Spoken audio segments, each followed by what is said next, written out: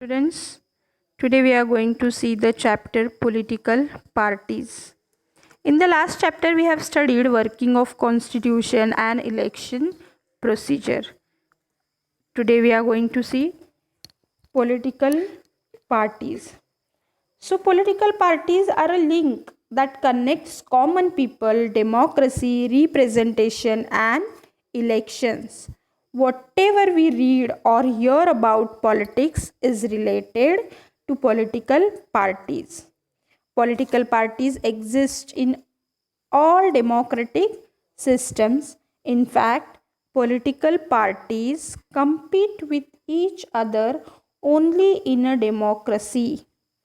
So, in this chapter, we will study the political party system in India.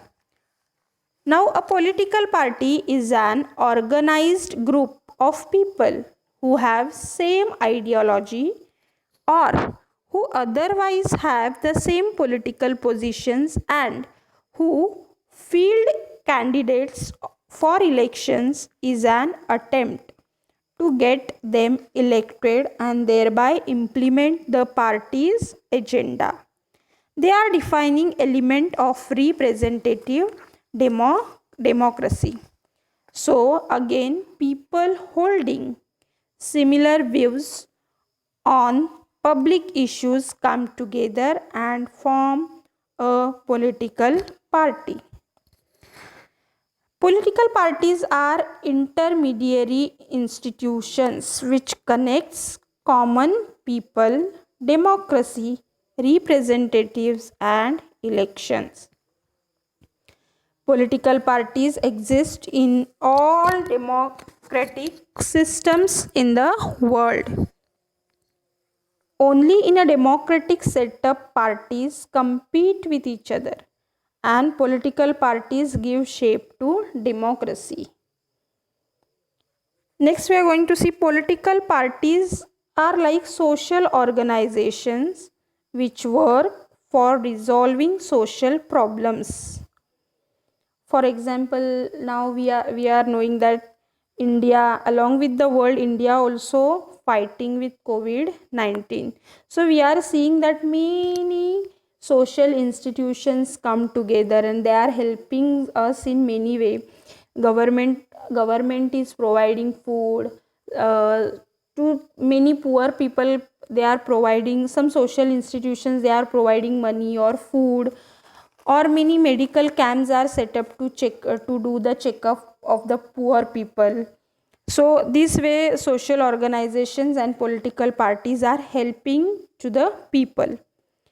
Now, political parties to aim at public welfare, but their goals and style of working are different. You are knowing that now in this current situation, like political parties, social institutions, they are also helping us in many way.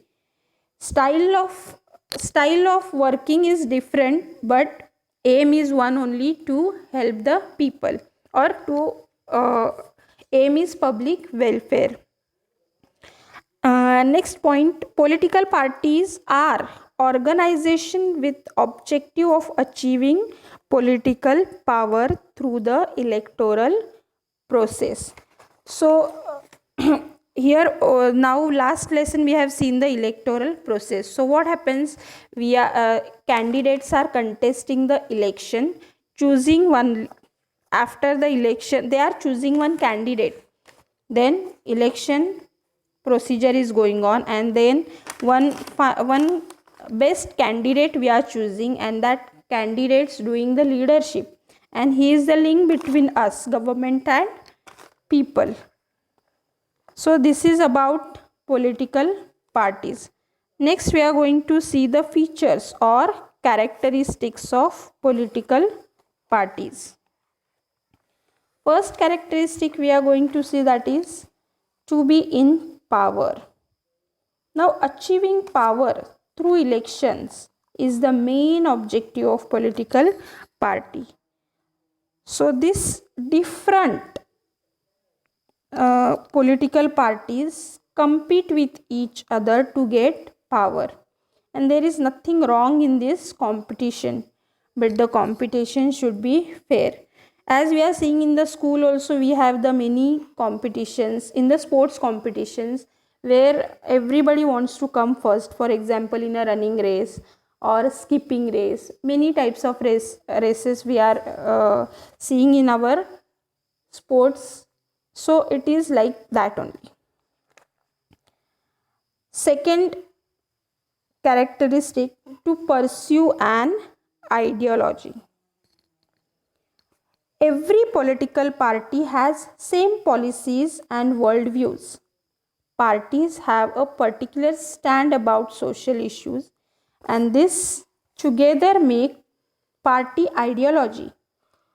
The people who consider any specific party ideology is acceptable support that political party. Social support received by a political party is called mass base. That is, a political party in modern days, ideologies of all political parties appear to be similar. Hence, it has become difficult to differentiate between parties on the basis of ideologies. It simply means every political party has its own ideology, and every party tries to gain support of the people. That is called mass base. Right? Third characteristics we are going to see, to have a party agenda. Now, political parties prepare agenda on the basis of its ideology. Now they implement the agenda after they get political power. Even if they do not get political power, political parties try to get support of the people on the basis of this agenda. Now before the election they give the blueprint or agenda to people, and they contesting election, and after that they are trying to complete their agenda, means whatever promises they have given to the people. Some parties completing, some do not. Now let's see next characteristic, to establish a government.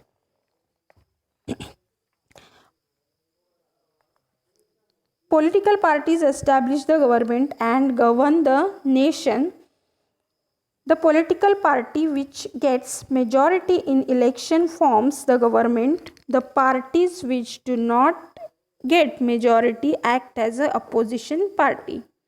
So you are knowing that in the elections, one is winning, one means many parties are standing for election, but only one gets winner, and others are, means they are losing the election, but they are standing as an opposition party. So again the party secures the majority seats in the election, becomes a ruling party, whereas the party that fails to secure majority acts as opposition party.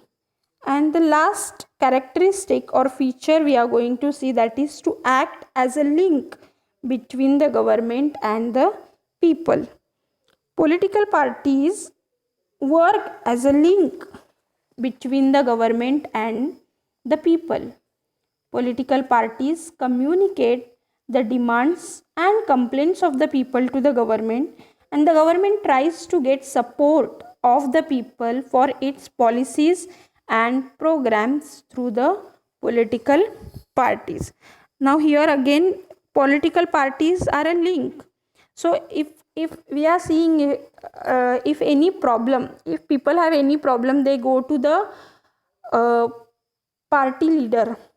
They try to solve their problem, and that means they are the link between government and people, who political parties. Now this we are going to see in the green box textbook, page number 83. Here about the partyless democracy. Mahatma Gandhi, Vinoba Bhave and Jayaprakash Narayan put forth the idea of a partyless democracy. Children, is it possible partyless democracy. And why they have said like that? Because we are seeing now, we have the multi-party system that we are going to see in the next week. But we have multi-party system where we are seeing the malpractices and competitions. These leaders opposed the party system. Why? To remove the faults in the party system. Now what are the faults in our party system? They are malpractices. Means many things are going on in this competition. Not they are seeing the welfare of the people, but the malpractices are going on. Many poor people are become their targets in this. So rightly Mahatma Gandhi, Vinoba Bhave and Jayaprakash Narayan said or given this idea of the partyless democracy. Thank you, children.